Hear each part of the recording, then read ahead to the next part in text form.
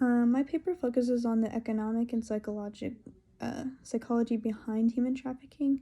There's a global market for finding weak people and selling them. There's not one instance where a country can say that they are not affiliated with human trafficking due to globalization and the supply and demand for humans. Traffickers make money at a low cost to them, reaping high monetary success. They are able to have a supply of people by seeking them out due to a strategy of finding people who are in the right psychological state. Some examples of this includes previous abuse, poverty, mental illnesses, and political disarray in their home countries.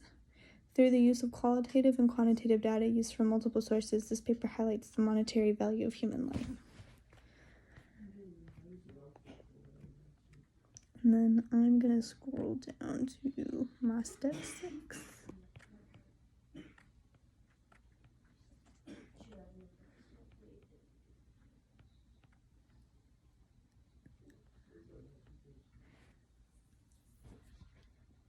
Okay, the motivation behind why sex trafficking continues is direct. Tremendous benefit with the insignificant danger. At a net revenue of more than 70%, makes sex dealing with quite possibly the most productive organization in the world. It is getting progressively simple and cheap to obtain, move, and adventure weak individuals. This is valid for all constrained work there are high benefits. The interest for modest work to gather high benefits keeps the monetary machine running, matched with little danger of criminal indictment. This makes illegal exploitation a worthwhile business to enter.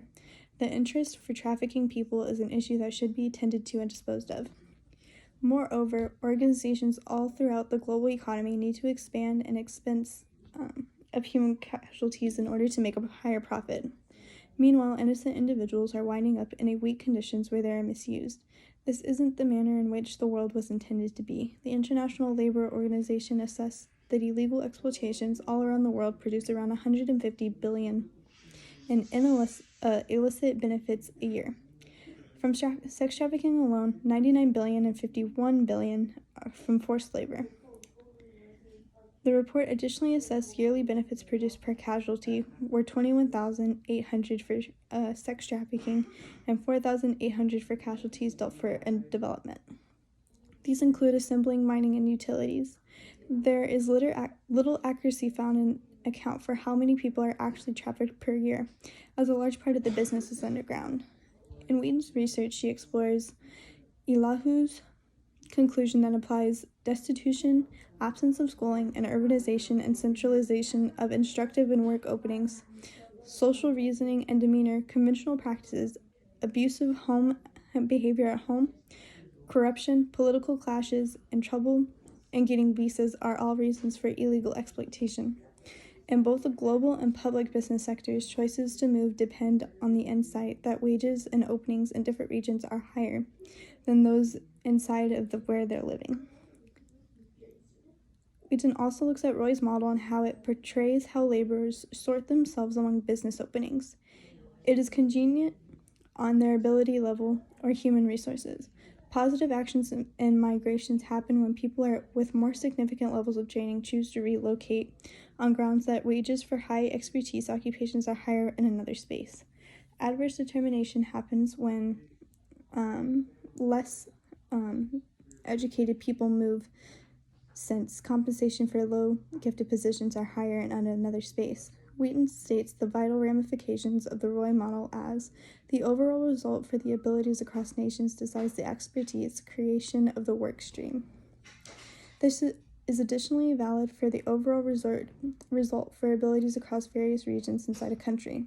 When all is said and done, both illegal exploitation and human extraction call attention to the low training and ability levels of most of those tricked into the business.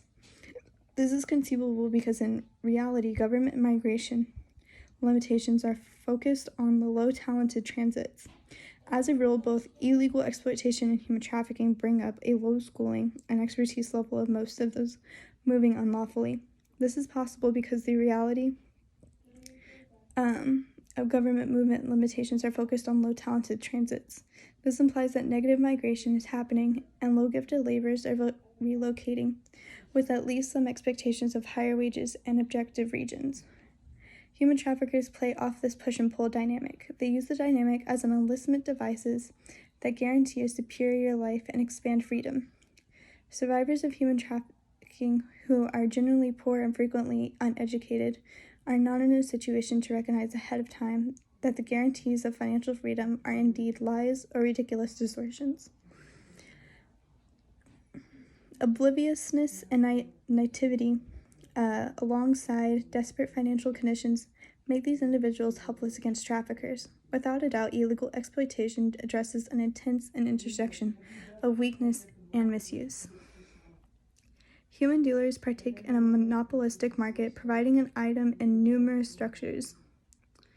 An article from the UNICEF, What Fuels Human Trafficking, explains increasing demands for consumers for cheap goods incentivizes corporations to demand cheap labor, often forcing those at the bottom of the supply chain to exploit workers. Secondly, increased demand for commercial sex. The value the trafficker will get depends on accessibility of the ideal item, attributes of the product, and quantity of comparable items accessible, and arranging accumulation of the human trafficker.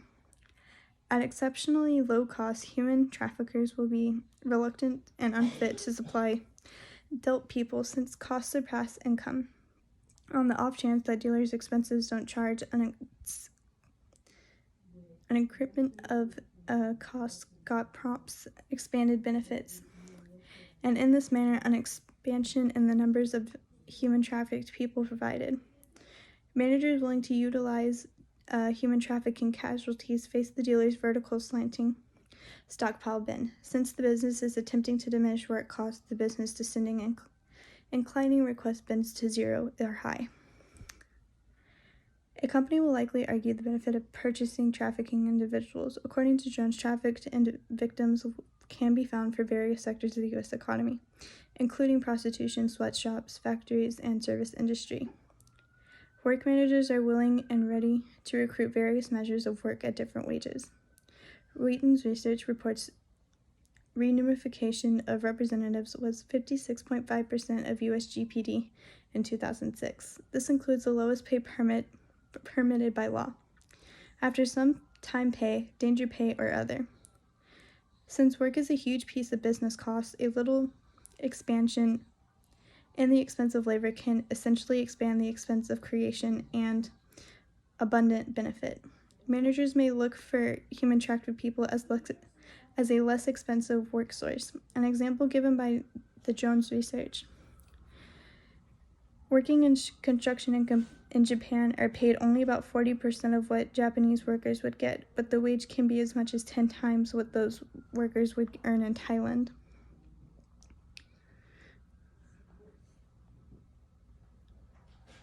The National Human Trafficking Hotline reported that runaway and homeless youth are vulnerable to trafficking.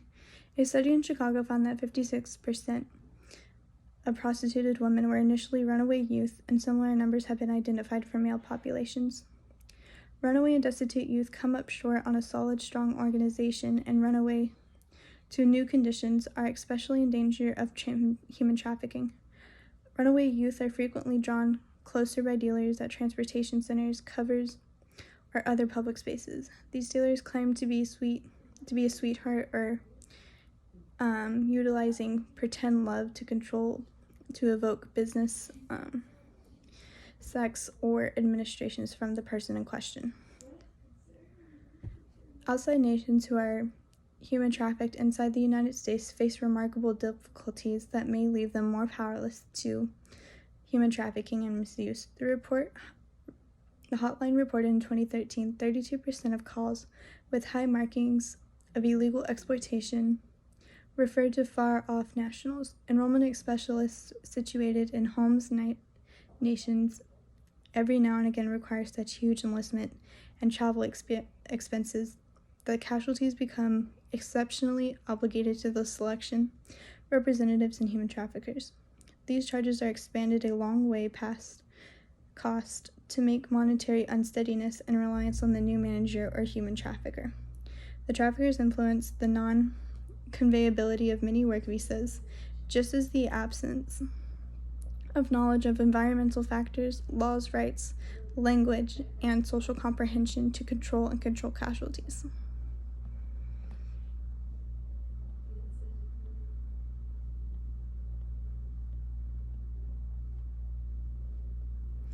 There are a variety of factors that go into human trafficking. The predators who are responsible for human trafficking look into an individual's psychological state of being. They find people who are easy to manipulate and who are desperate. These factors play a large role in who they decide to take, with the lowest risk value being caught.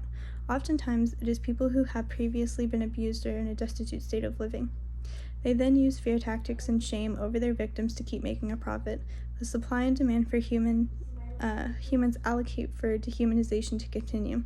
Having a low risk and high benefits is what keeps the industry growing, and having a global economy of receiving and sending countries keeps the business afloat.